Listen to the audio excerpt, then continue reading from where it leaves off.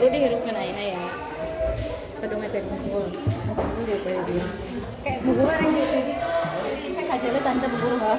Jadi kudu bubur nak aja le, bubur nak aja. Punten ya. Iya.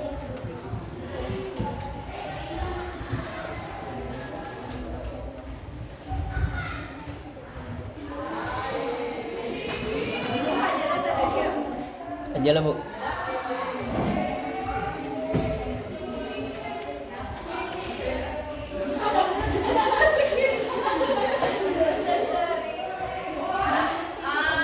Assalamualaikum warahmatullahi wabarakatuh.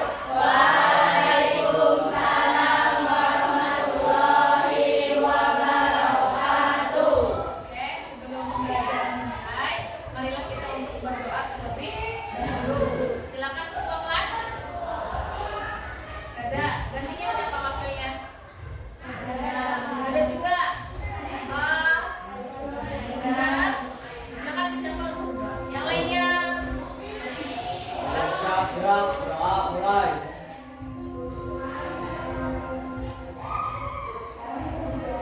Selesai. Beri salam.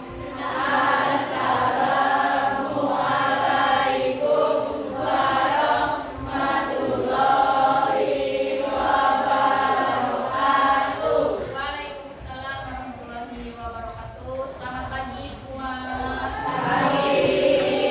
Sehat? Sudah sarapan? Oke.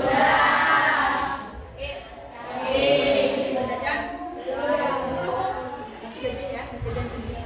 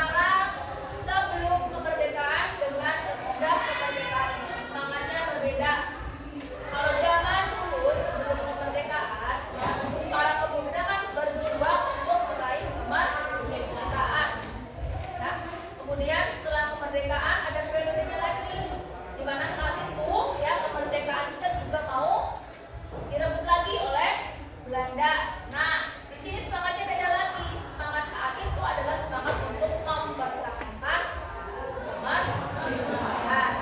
Beda lagi dengan zaman sekarang. Semangat Sumpah Pemuda zaman sekarang seperti apa? Ya. Nah, di sini para generasi muda ya merealisasikan semangat Sumpah Pemuda dengan memberikan yang namanya kontribusi.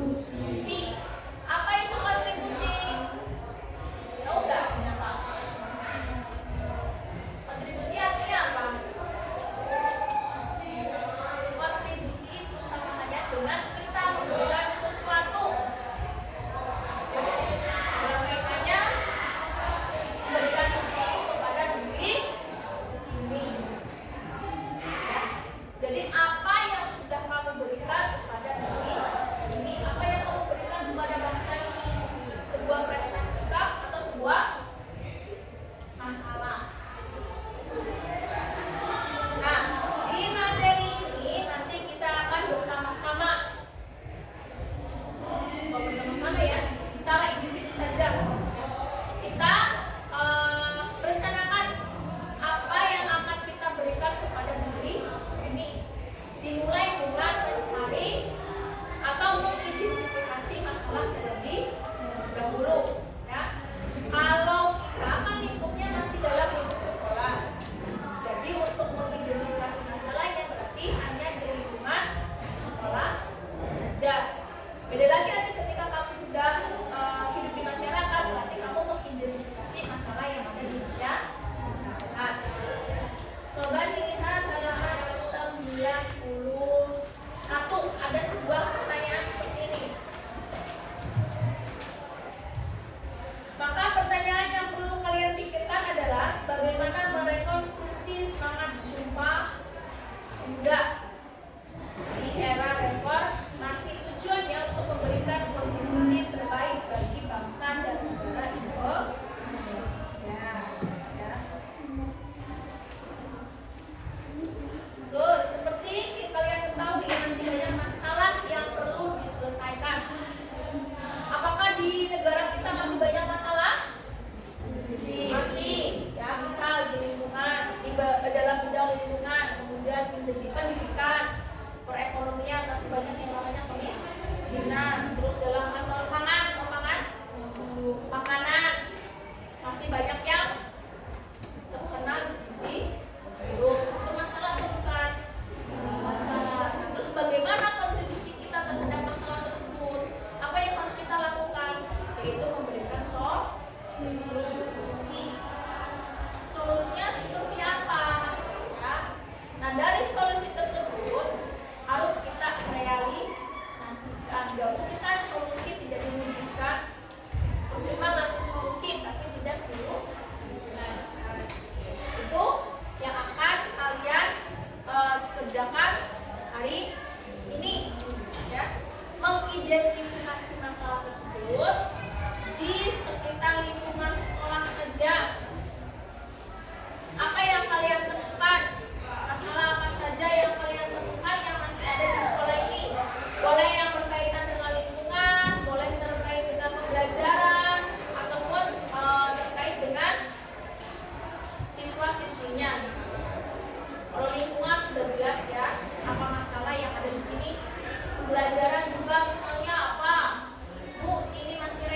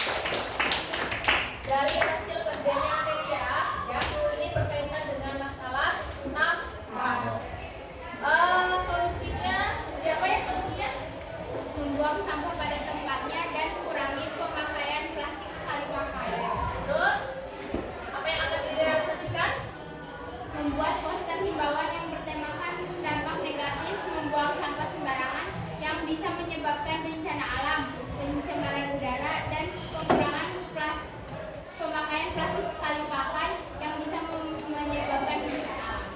Jadi nanti Amelia akan membuat poster isinya tentang dampak buruk penggunaan plastik ya, dan lain sebagainya. Nanti ya ditambahkan dengan